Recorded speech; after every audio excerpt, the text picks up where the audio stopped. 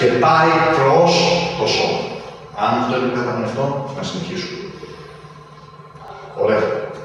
Λοιπόν, έτσι, μιλώντας λοιπόν για την απομάκρυνση, θα δούμε, και γράφω ήδη τη σχέση, θα δούμε ότι η απομάκρυνση αυτή σε μια απλή ατομική ταλάτωση περιγράφεται από τη σχέση χ είναι ίσον με α επί μήτωνο της γωνίας ωμέγα συν φοινιδέ. Και εδώ ήδη βλέπω τις πρώτες αντιδράσεις. Δηλαδή, με λίγα λόγια, είναι μια πολύ περίεργη σχέση στη συγκεκριμένη περίπτωση και βέβαια, πώς είναι δυνατόν μια κίνηση η οποία, το σκέφτεστε πολύ, όσας αυτή τη στιγμή, πώς είναι δυνατόν μια κίνηση η οποία εξαρτάται πάνω σε μια ευθεία να περιγράφεται από ένα ημίτονο κάποιας γωνίας. Πού είναι η γωνία, για ποια γωνία μιλάμε. Είστε, ωραία, αυτό το φω, πολλοί μου το έχουν πει φω. Τι είναι. Καλές ερωτήσεις, πιστεύω. Να τα δούμε ένα-ένα, όλα μαζί και μετά όλα μαζί. Ας ξεκινήσουμε λοιπόν. Το χ λοιπόν είναι προφανώς, όπως είπαμε, η απομάκρυνση από τη θέση ισορροπίας. Το α είναι το πλάτος. Και θα πρέπει να θυμηθούμε κάτι, ότι οι τιμές που παίρνει το ημίτονο είναι από -1 έως -1. Άρα λοιπόν προφανώς το χ θα παίρνει τιμές ανάμεσα στο -α και στο συν α. Άρα λοιπόν έχουμε μια κίνηση η οποία σίγουρα θα περιορίζεται μεταξύ των δύο ακραίων θέσεων. Καλό αυτό. Πάρα πολύ καλό, γιατί πολύ απλά αυτό, η εξίσωση που ψάχνω, θα πρέπει σίγουρα να μου δίνει κάποιες τιμές οι οποίες δεν βρίσκονται εκτός των δύο ακραίων θέσεων, γιατί αλλιώς αυτή η εξίσωση δεν κάνει.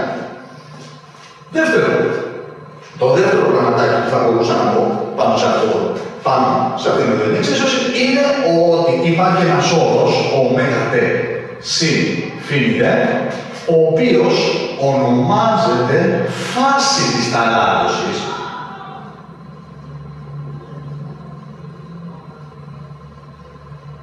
Μετριέται σε ρ και προφανώς η φάση της ταλάτωσης τι σου δίνει? Σου δίνει την χρονική εξέλιξη της ταλάτωσης. Δηλαδή, όσο πιο πολύ το σώμα ταλαντώνεται, τόσο πιο μεγάλος είναι και αυτός ο όρος.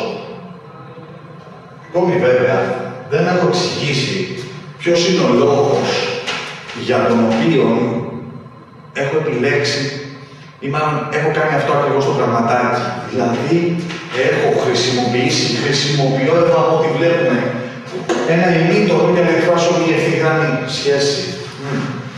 Ας δούμε λοιπόν καλύτερα τη φάση. Αν τη δούμε καλύτερα τη φάση, θα καταλάβουμε το εξής. Ότι η φάση από τι εξαρτάται. Κάποιος θα μου πει εξαρτάται από μέρα. Ωραία. Από το μέρα, ναι. Κάποιος άλλος από το φοινιδ. Δεν από το φοινιδ, βεβαίως. Το πούμε έτσι. Αν και τόσο το μέρα, όσο και το φοινιδ, όταν μιλάμε για μια συγκεκριμένη ταλάτωση, είναι σταθερά. Εξαρτάται όμως από το τάφ.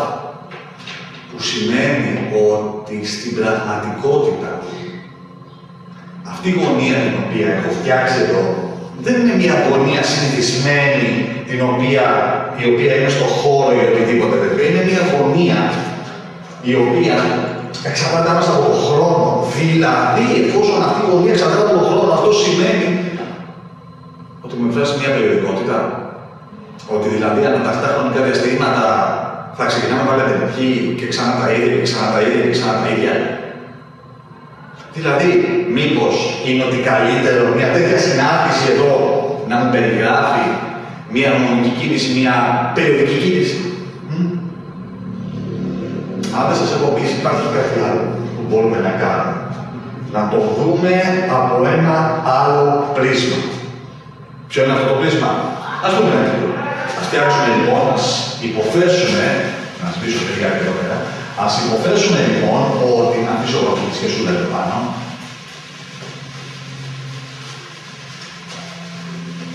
Ας υποθέσουμε λοιπόν ότι έχω ένα κινητό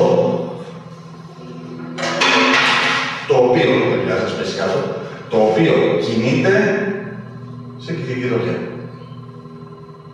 Όπως ακριβώς μάθαμε στην πρώτη ηλικία. Ας υποθέσουμε επίσης ότι η κίνηση αυτού του κινητού είναι ομαλή κυκλική. Και εγώ στη συγκεκριμένη περίπτωση τι κάνω, σε κάθε θέση που υπάρχει εδώ πέρα, θα πάω και θα φέρω την προβολή.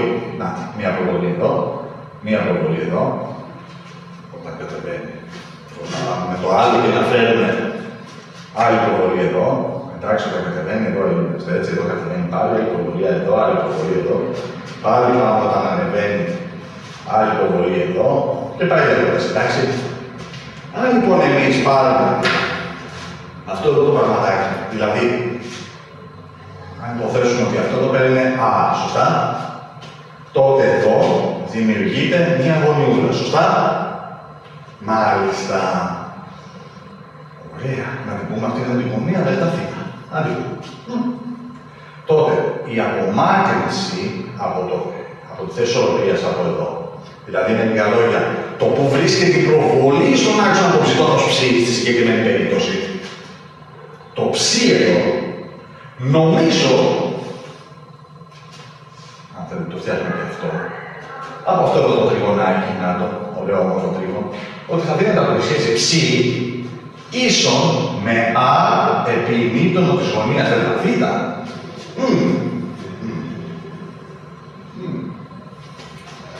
Όμως, αυτό εδώ το κινητό δεν κάνει κυκλική κίνηση. Δεν κάνει μια κυκλική κίνηση με σταθερή γωνία και τα ωμέγα.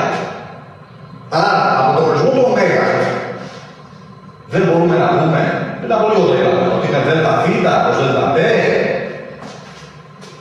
Άρα, το Δθ εδώ θα είναι ίσον με το ωμέγα ΔΤ.